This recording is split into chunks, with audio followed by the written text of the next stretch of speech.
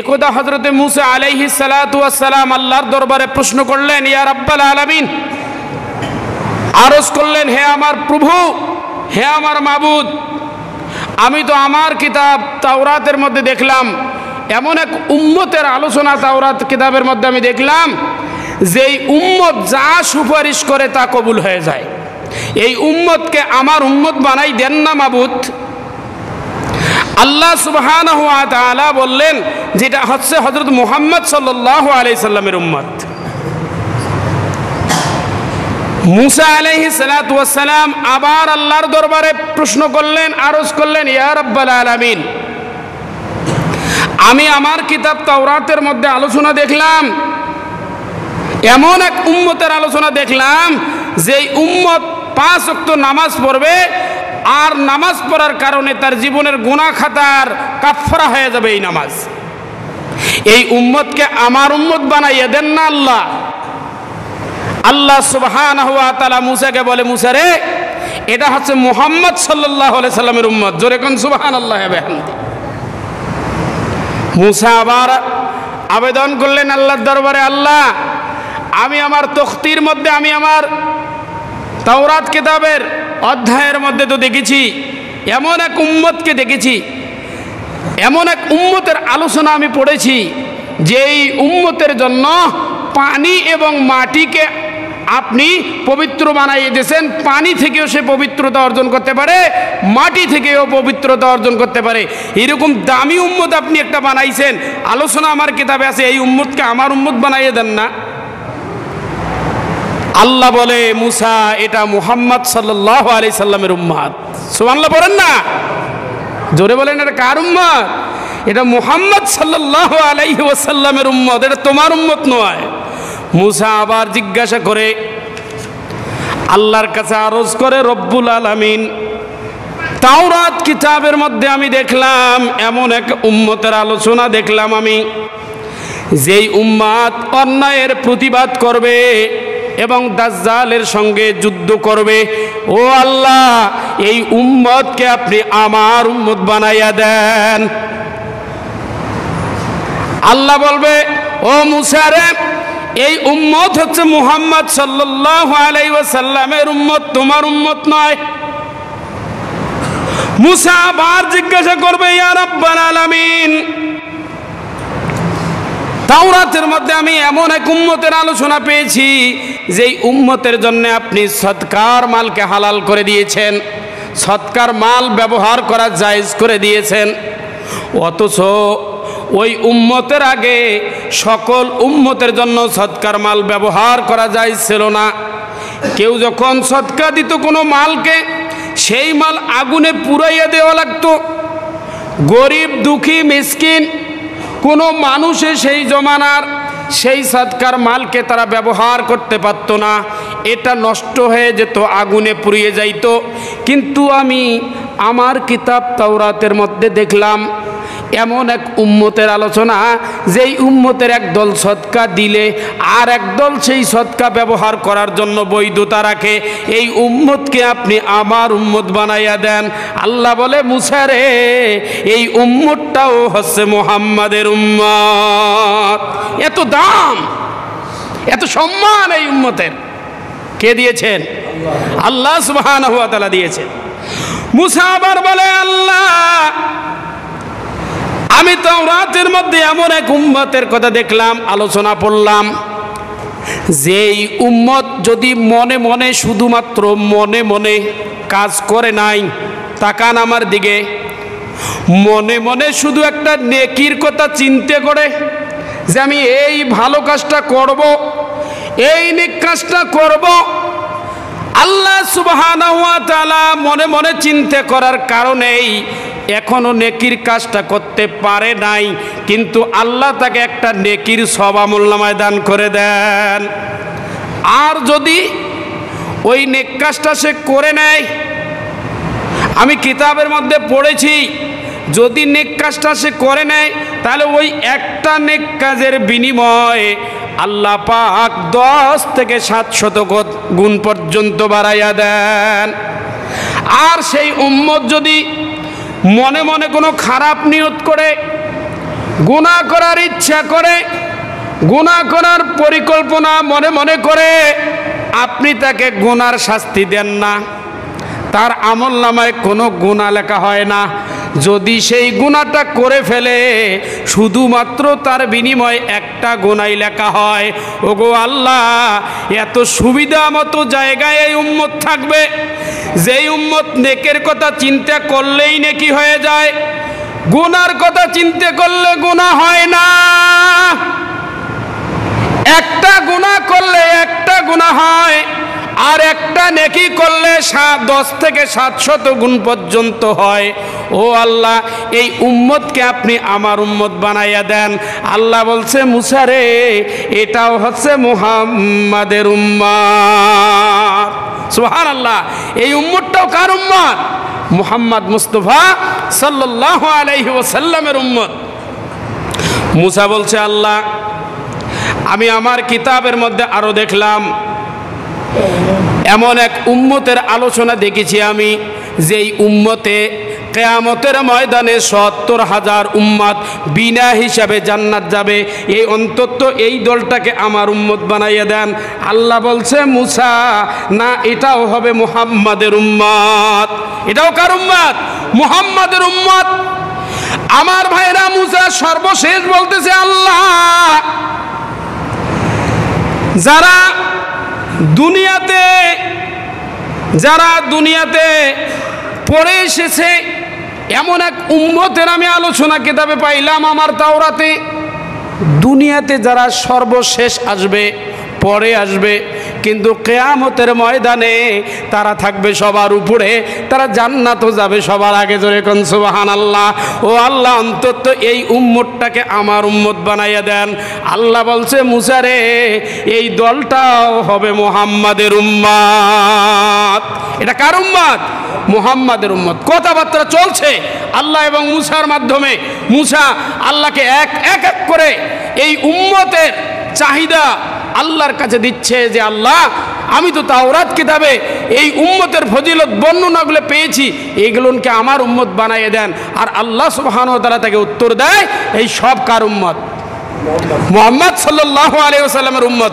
যখন একটাও যখন শেষে পাইল না, তখন হযরত মুসা আলাইহিস সালাম যে কথাটা বললেন, এটা আরো আজীব। রব্বুল আলামিন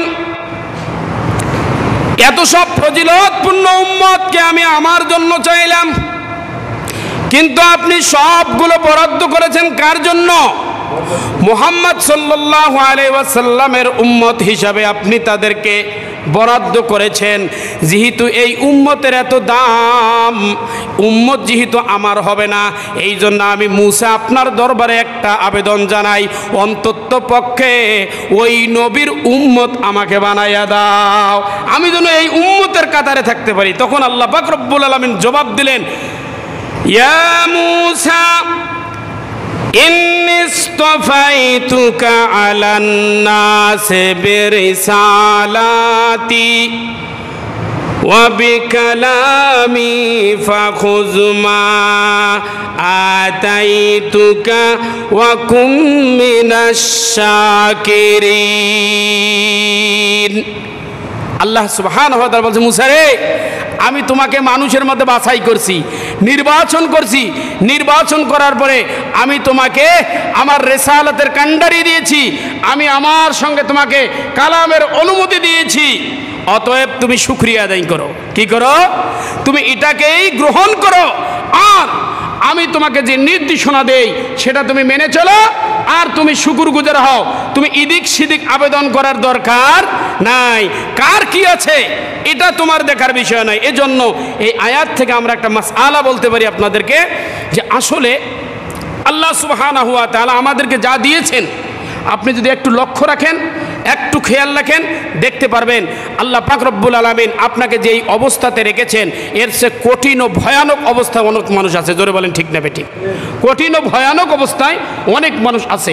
আপনি প্রতিদিন ভাত হলেও, ডাল ভাত হলেও দুবার খেতে পাচ্ছেন, আর এক শ্রেণীর মানুষ আছে তারা 3 দিন 4 দিন না খেয়ে আছে। বর্তমান আপনারা ফিলিস্তিনের দিকে তাকান, আমরাও তো রোজা রেখেছি ভাই, তাই না? আমরাও তো রোজা রেখেছি। এই মাহে রমাদানুল মুবারক তো ফিলিস্তিনেও ছিল, জোরে বলেন ছিল কি ছিল না? তাদের রোজা আর আমাদের রোজা কি আপনি এক ভাবছেন? এই মুহূর্তে ফিলিস্তিনি মুসলিম ভাইদের রোজা আর আমাদের রোজা কি আপনি এক ভাবছেন? আরে আমাদের রোজা তো সেই রোজা ছিল, আমরা তো রোজা রেখেছি। আমরা সেহরির সময় এত সব সুন্দর খানার আয়োজন করেছি, আমরা আবার ঠান্ডা খেয়েছি, গরম খেয়েছি, আমরা খানার মধ্যে ডুবেছিলাম, পেট পুড়ে খেয়েছি। আবার যখন আমরা রোজা ভাঙ্গার সময় হয়ে গেছে, ইফতারের সময়, হরেক রকম ফল ফ্রুট, হরেক রকম খানা পিনা নিয়ে রেডি হয়ে বসেছিলাম। আমাদের রোজা ছিল মুজে, আমাদের রোজা ছিল গর্জিয়াস, আমাদের রোজা ছিল খানা পিনায় ভরপুর। কিন্তু আজকে ফিলিস্তিনের দিকে তাকান, আমাদের ভাইদের অবস্থা কি করুণ পরিণতি হয়ে গেছে। সেখানকার যে অবস্থা, প্রতিনিয়ত সেই ইহুদি খ্রিস্টানদের চক্রান্ত, তাদের প্রতি, তাদেরকে, তাদের শিশুদের, তাদের নারীদের, তাদের বৃদ্ধদের, এমনকি হাসপাতালগুলো পর্যন্ত বাদ যাচ্ছে না। সব জায়গাতে নারী, শিশু এবং বেসামরিক লোককে তারা হত্যা করতেছে, নির্মমভাবে হত্যা করতেছে। তারা সারা পৃথিবীর মুসলিম বিশ্বের দিকে, আল্লাহর দিকে তাকাইয়াছে, ধৈর্য ধারণ করে আছে। তারা কোনো দিন খেয়েছে তো খায় নাই, কোনো সপ্তাহে খেয়েছে তো খায় নাই, এরপরেও তারা রোজা রেখেছিল। জোরে বলেন ঠিক না ঠিক? তারা যে রোজা রেখেছিল তার যে বিনিময় হবে, তার যে পুরস্কার হবে, আর আমরা যে রোজা রেখেছি, এই দুই পুরস্কার কখনো এক হতে পারে না। জোরে বলেন ঠিক না ঠিক?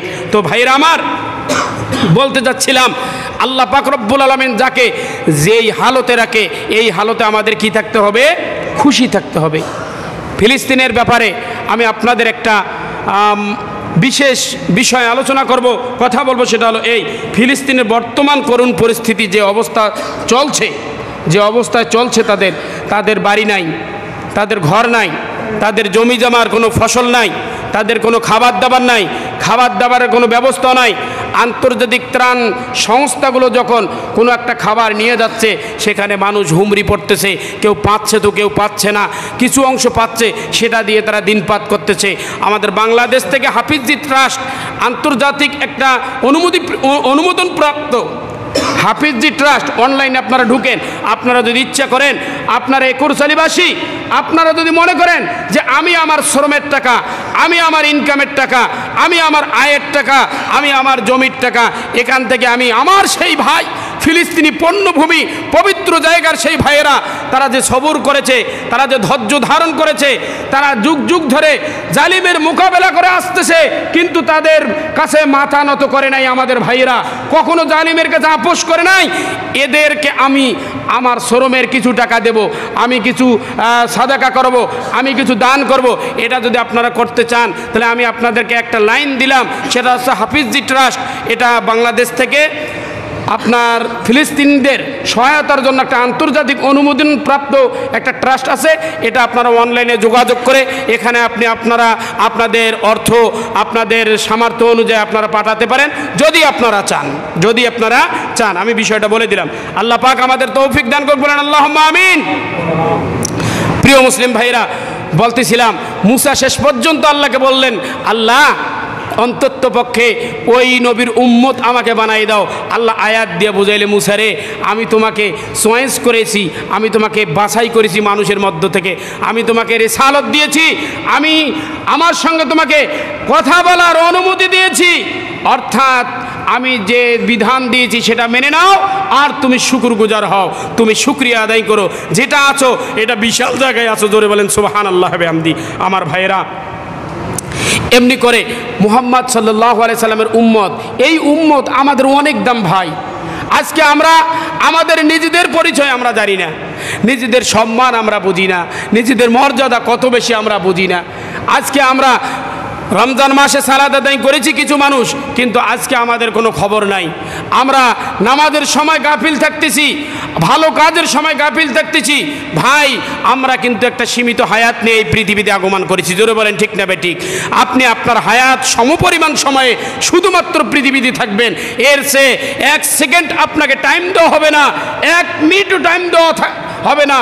একজন মানুষ দুনিয়া থেকে চলে যাবে, কিয়ামতের ময়দানে তার বিচার হবে, কবরের অন্ধকার পরিস্থিতি আছে, যখন সে আসলে বিপদে পড়বে প্রত্যেকটা মানুষের আফসোস থাকবে, আল্লাহর কাছে কেঁদে কেঁদে বলবে, কোরআন সাক্ষী দিচ্ছে, কোরআন বলতেছে, এই লোকটা বলবে আল্লাহ এই দুনিয়াতে আমাকে আরেকবার প্রেরণ করেন। আমি ধনী ছিলাম, টাকা ছিল আমার, আমি দান খয়রাত করি নাই, আমি ধনের পিছনে ছুটতে ছুটতে আমি 5 ওয়াক্ত নামাজ পড়তে পারি নাই, আমি রমাদানুল মুবারকে রোজা রাখতে পারি নাই, আমাকে আর একবার দুনিয়াতে পাঠাই দেওয়া হোক, আমি আর একবার দুনিয়াতে যাইয়া আপনার সকল বিধানগুলা আমি সুন্দরভাবে আমল করে আবার আমি এই পরকালে আসব। এই সুযোগ কি আরো পাওয়া যাবে ভাই? জোরে বলেন, এই সুযোগ পাওয়া যাবে? এই সুযোগ আর পাওয়া যাবে না। এজন্য আমাদের নিজেদের দাম আমাদেরকে বুঝতে হবে। আপনারা নাম শুনেছেন সাইয়েদনা হযরত আদম আলাইহিস সালাতু ওয়াস সালাম, ইনি হচ্ছেন মানব জাতির পিতা, ইনি হচ্ছেন দুনিয়ার জমিনে সর্বপ্রথম নবী, সর্বপ্রথম পয়গম্বর। হযরতে আদম আলাইহিস সালাতু ওয়াস সালাম বর্ণনা করেন, আদম নবী বলতেছেন যে উম্মতে মুহাম্মাদি আর আমার মাঝে বিশাল একটা ব্যবধান। উম্মতে মুহাম্মাদিকে আল্লাহ পাক রব্বুল আলামিন এমন শ্রেষ্ঠত্ব দিয়েছেন, এমন মর্যাদা দিয়েছেন, আমি নবী হিসেবেও সেই শ্রেষ্ঠত্ব সেই মর্যাদা আমি পাই নাই। সেটা কি? হযরত আদম বলেন যে আমি আদম আলাইহিস সালাতু ওয়াস সালাম আমাকে তওবা করার জন্য, ইস্তেগফার করার জন্য কাবা শরীফে যাওয়া লাগতো, মক্কা মুকাররমায় যাওয়া লাগতো, সেখানে যাইয়া আল্লাহর কাছে তওবা করা লাগতো, তখন আমার তওবা কবুল হইতো। কিন্তু মুহাম্মদ সাল্লাল্লাহু আলাইহি ওয়াসাল্লামের উম্মত, এই উম্মত যদি জমি বাড়িতে থাকে, অফিসে থাকে, আদালতে থাকে, কোর্ট কাছারিতে থাকে, ঘরে থাকে, বাড়িতে থাকে, ব্যবসায়িক প্রতিষ্ঠান থাকে, যেই জায়গাতে থাক না কেন সেই জায়গা থেকে তওবা করলে কবুল করবেন কে? জোরে বলেন, কবুল করবেন কে? তাহলে আমি আদম আলাইহিস সালাতু ওয়াস সালামকে জগতের সকল জায়গাতে তওবা করার কোনো অনুমতি ছিল না, তওবা করলে কবুল হইতো না। কিন্তু মুহাম্মাদের উম্মত যেখানেই তওবা করে সেখানেই আল্লাহ কবুল করে। এই যে ব্যবধান, এটা আমি নবীর চেয়ে এই উম্মতের মর্যাদা বেশি। জোরে বলেন ঠিক না বে ঠিক? আদম বলে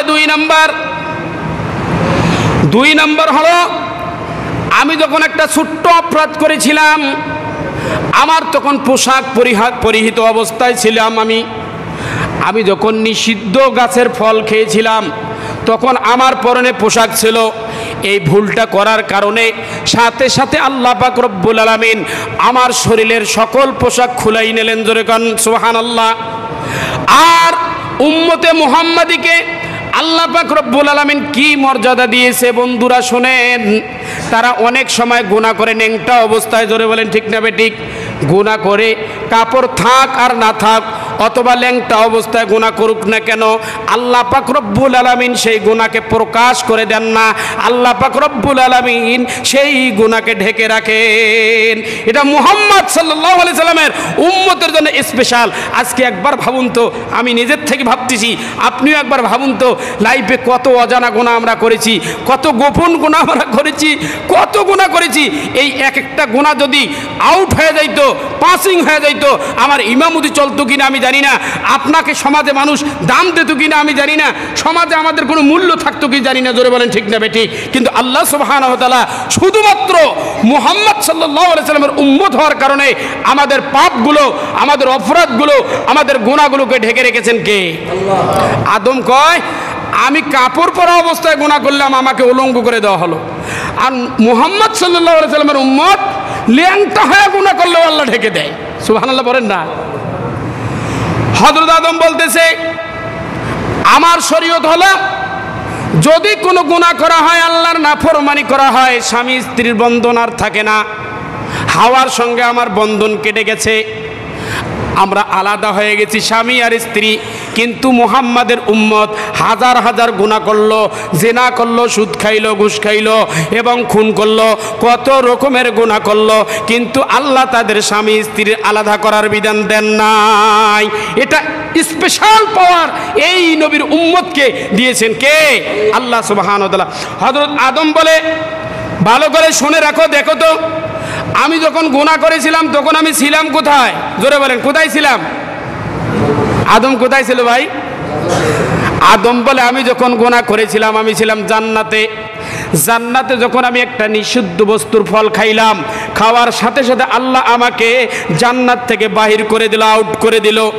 কিন্তু মুহাম্মাদের উম্মত থাকবে জান্নাতের বাইরে, আর গুনাহ করবে রাশি রাশি, অহরহর গুনাহ করার পরে তওবা করে ইস্তেগফার করে যদি মারা যায়, তার সকল গুনাহ মাফ করে আল্লাহ জান্নাতে নিয়ে যাবে। জোরে কোন সুবহানাল্লাহ।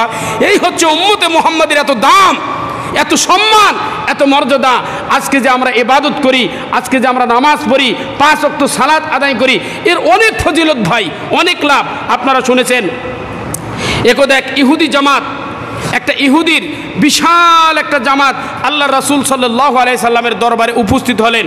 উপস্থিত হয়ে তারা আল্লাহ রাসূলকে আরজ করলেন, ইয়া রাসূলুল্লাহ, হে মুহাম্মদ সাল্লাল্লাহু আলাইহি ওয়াসাল্লাম, আমরা আপনার কাছে কিছু প্রশ্ন করতে চাই। নবীজি বললেন, ঠিক আছে, আপনারা প্রশ্ন করেন।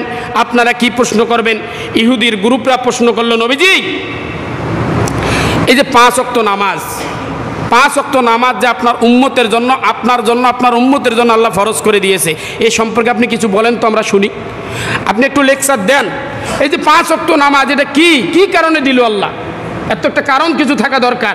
কি কারণে আল্লাহ পাক রব্বুল আলামিন 5 ওয়াক্ত নামাজ দিল, এই ব্যাপারে আপনার বক্তব্যটা আপনি দেন। তারা ছিল কি? ইহুদি। তারা কি ছিল ভাই?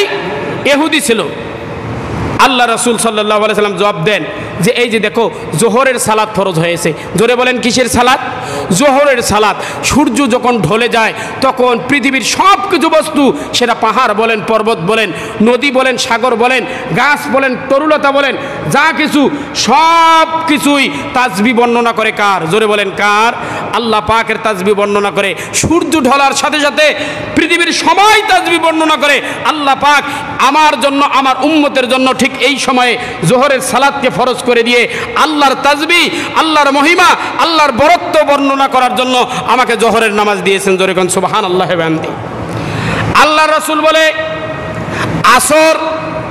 আসর আল্লাহ পাক রব্বুল আলামিন আমাকে এই জন্য দিলেন, এই সময়ে হযরত আদম আলাইহিস সালাতু ওয়াস সালাম নিষিদ্ধ গাছের ফল খেয়েছিলেন। জোরে বলেন, কি খেয়েছিলেন? নিষিদ্ধ গাছের ফল খেয়েছিলেন। এই সময় আল্লাহ পাক আমাকে আসরের সালাত দিলেন, যাতে করে আদম আলাইহিস সালাতু ওয়াস সালাম যে গুনাহ করেছে, আমার উম্মত যদি আসরের সালাত পড়ে, এই সময় শয়তান বেশি প্ররোচনা করে, আমার সেই উম্মত গুনাহের কাছ থেকে সর্বদা হেফাজত থাকবে। জোরে কোন সুবহানাল্লাহ। এজন্য আল্লাহ পাক আমাকে আসরের সালাত দিয়েছে। আর মাগরিবের সালাত আল্লাহ পাক আমাকে এই জন্য দিয়েছে, আদম আলাইহিস সালাতু ওয়াস সালাম যখন নিষিদ্ধ গাছের ফল খাওয়ার পরে বিতাড়িত হয়েছিলেন, দীর্ঘদিন তওবা করেছেন, দীর্ঘদিন ইস্তেগফার করেছেন, দোয়া করেছেন। আল্লাহ পাক যেই টাইমে তার দোয়া কবুল করেছেন, সেটা ছিল মাগরিবের টাইম। জোরে কোন সুবহানাল্লাহ। আদমের তওবা কবুল হয়েছিল মাগরিবের টাইমে। আল্লাহর রাসূল বলে, ও ইহুদির জামাত, ভালো করে শুনে রাখো, আমি এবং আমার উম্মতের কেউ যখন মাগরিবের সালাত আদায় করবে, আল্লাহ পাক রব্বুল আলামিনের কাছে মাগরিবের নামাজ পড়ে সে যে আরাধনা করবে, যে নিবেদন আবেদন করবে, আল্লাহ কবুল করে নেবে। জোরে কোন সুবহানাল্লাহ। এটা আল্লাহ পাক কবুল করে নেওয়ার জন্য একটা বিশেষ সালাত আমাদেরকে দিয়েছেন, এটা হলো মাগরিব। আর শোনো, ইশার সালাতের কথা বলছো তুমি, ইশার সালাত আল্লাহ আমাকে দিয়েছে।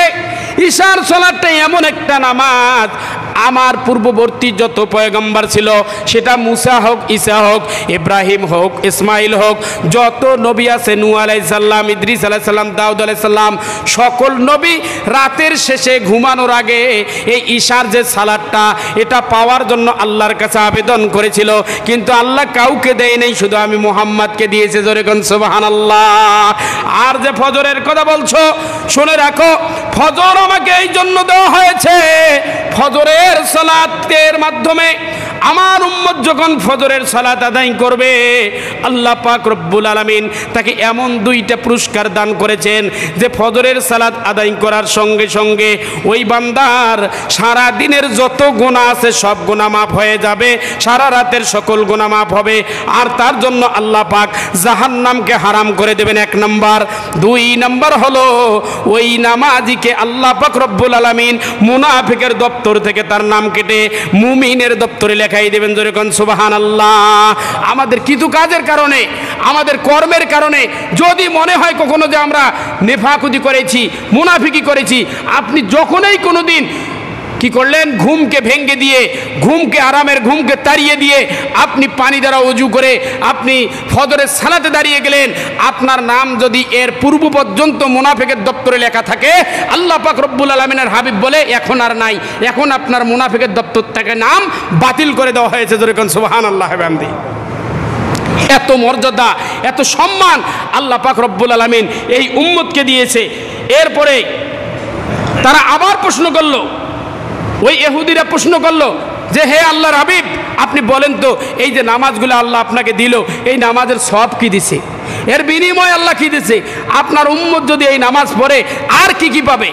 আল্লাহ রাসূল সাল্লাল্লাহু আলাইহি সাল্লাম বললেন যে দেখেন, আল্লাহ পাক আমাদেরকে জোহরের নামাজ দিছে।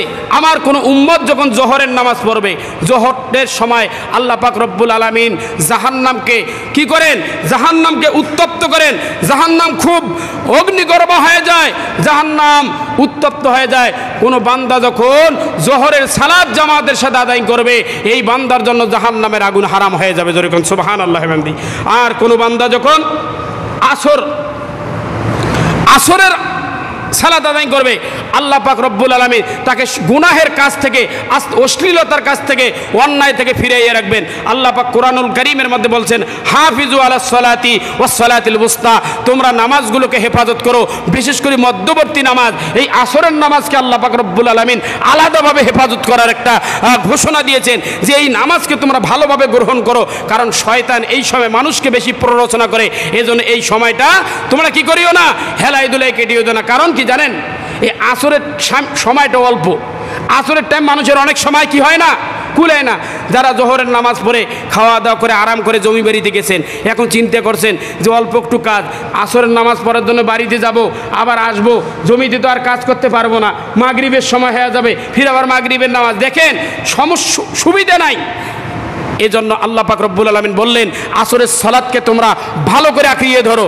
যদি সম্ভব না হয় যে বাড়িতে আসা, প্রয়োজন পক্ষে নামাজ যাতে মিস না হয়, তুমি সেখানেই জমি বাড়িতে তুমি কি করো, সেই জমি বাড়িতেই তোমার সালাতকে তুমি আদায় করে নাও। জোরে কোন সুবহানাল্লাহ বিহামদিহি। এরপরে মাগরিবের সময় যত দোয়া বান্দা যে কোনো দোয়া করবে, এই মাগরিবের সময় আল্লাহ পাক রব্বুল আলামিন কবুল করবে। আমি সংক্ষেপে বলছি, ঈশার কথা বলছেন, ঈশার আধারে যারা ঈশার সালাত আদায় করবে, রাতের আধারে, দেখেন কবরে আধার, কিয়ামতে অন্ধকার, জাহান্নাম অন্ধকার, আল্লাহ পাক রব্বুল আলামিন তাকে কবরের অন্ধকার থেকে হেফাজত করবেন, কিয়ামতের অন্ধকার থেকে হেফাজত করবেন, জাহান্নামের অন্ধকার থেকে আল্লাহ পাক রব্বুল আলামিন হেফাজত করবেন যারা কি করবেন, এশার সালাত। আর ফজরে তো শুনলে নেই আপনারা দুটা বিষয়, জাহান্নাম থেকে মুক্তি পাবে আর নেফাকতি থেকে আল্লাহ পাক রব্বুল আলামিন মুনাফিকি থেকে কি দেবেন, নাম কেটে দেবেন। আমার ভাইরা, এমনি করে অনেক সওয়াবের কথা, অনেক ফজিলতের কথা তাওরাত, অন্যান্য ইনজিল, জবুর, অন্যান্য নবীদের কিতাবের ভিতরে এই উম্মতের মর্যাদা, এই উম্মতের সম্মানের কথা অনেক বর্ণনা আছে।